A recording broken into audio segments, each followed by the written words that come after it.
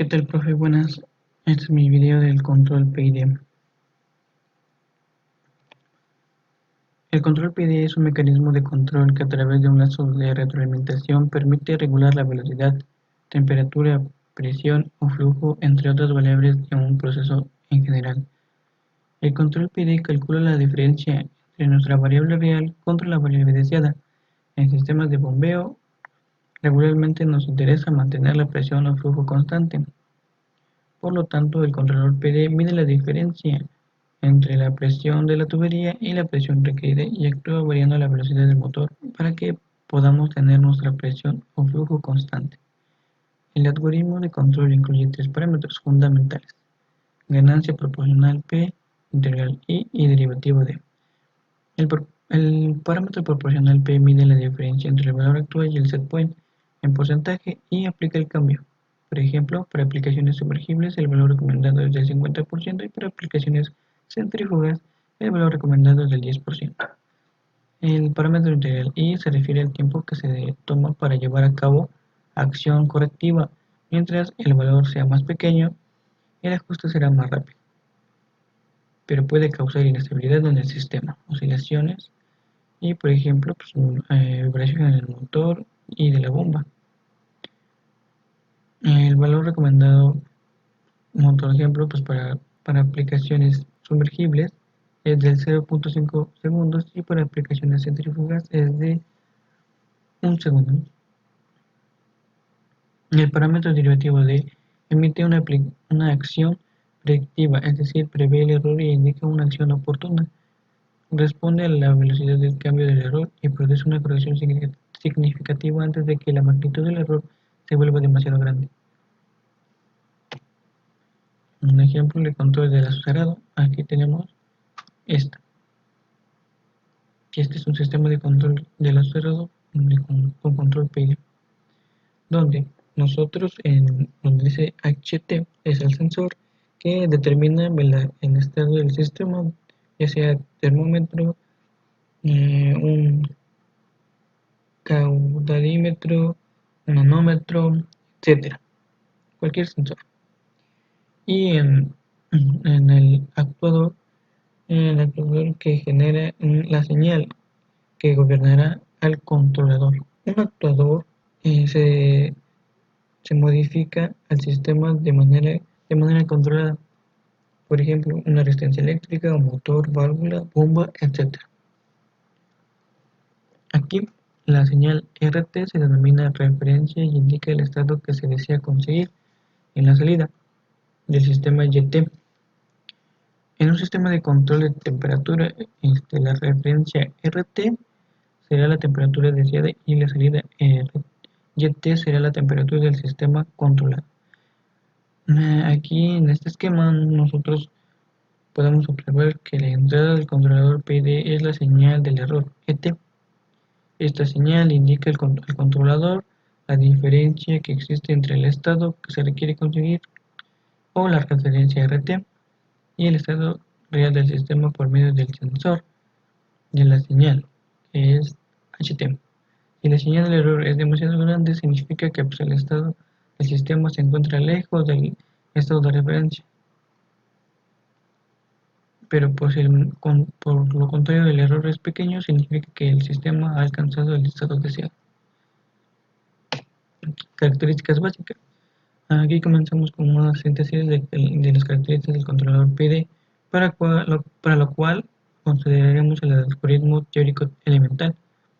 U de t es igual a K, que es la ganancia, multiplicada por ET, que ET es el error, más 1 sobre TI, tiempo derivativo, integral de el error, TAF, derivada TAF, más TD, que es el tiempo derivativo, más la derivada del error sobre derivada del tiempo. Ok. En su función de transferencia para esta característica, pues es HS es igual a US entre ES, que esto es igual a KP más KI sobre S más KDS. También lo podemos escribir como Kp más Ki entre S más KdS, que esto es igual a Kp multiplicado por 1 más 1 sobre el tiempo derivativo S por S más el tiempo, perdón, es el tiempo integral 1 más 1 sobre Ti es, que es el Ti es el tiempo integral por S más Td, tiempo derivativo por S. La señal de control resulta entonces igual a la suma de los tres términos. El término P, que es el proporcional al error, y el término I, proporcional a la integral del error, y el término D, que es proporcional a la derivada del error. Los parámetros del controlador son la ganancia proporcional K y el tiempo de integración Ti y el tiempo de derivación Td, que es lo que observamos en esta ilustración. Aquí en donde la variable RT pues, es la variable de referencia, U la señal de control y ET la variable controlada. ET es igual a RT menos YT, que es el error actual. Los efectos de las acciones proporcional, integrador y derivativa se muestran en esa ilustración, en las que se observan en el proceso del tercer orden. Las respuestas temporales de YT para una variación en escalón unitario de la variable de referencia o punto de ajuste, que en inglés es setpoint. Para este control proporcional, la función de transferencia de ese proceso es Ps, que es igual a 1 sobre S más 1 elevado a la 3.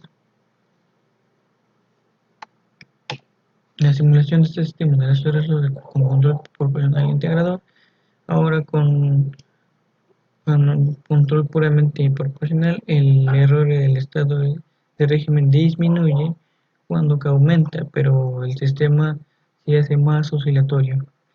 La función de transferencia del proceso es Ps es igual a 1 sobre S más 1 elevado a la 3 y la ganancia del controlador es K es igual a 1. Al agregar la componente integradora, comprobamos que su efecto se incrementa a medida que Ti disminuye y en esta ilustración pues observamos que el error del régimen desaparece. La tendencia a la oscilación crece a medida que Ti se va haciendo más pequeño.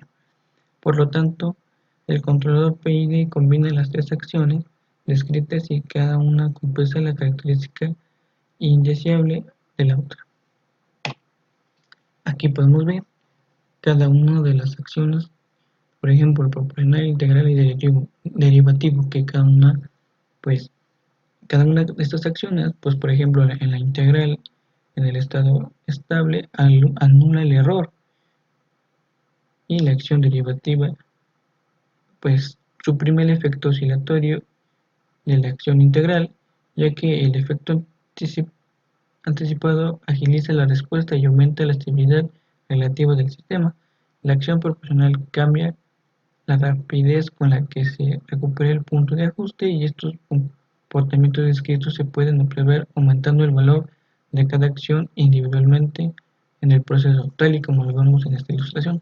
Podemos ver al control proporcional cuando Kp es igual a 5 y Kp 2.5 y Kp es 1.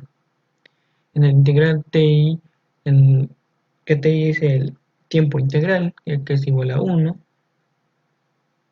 y en la segunda línea Ti es igual a 2.5 y Ti es 5. En el derivativo, Td, que es el tiempo derivativo, 0 y Td 0.2 y Td 0.4. Aunque aquí nosotros podemos ver es que en el derivativo es más oscilatorio que el proporcional y el integral.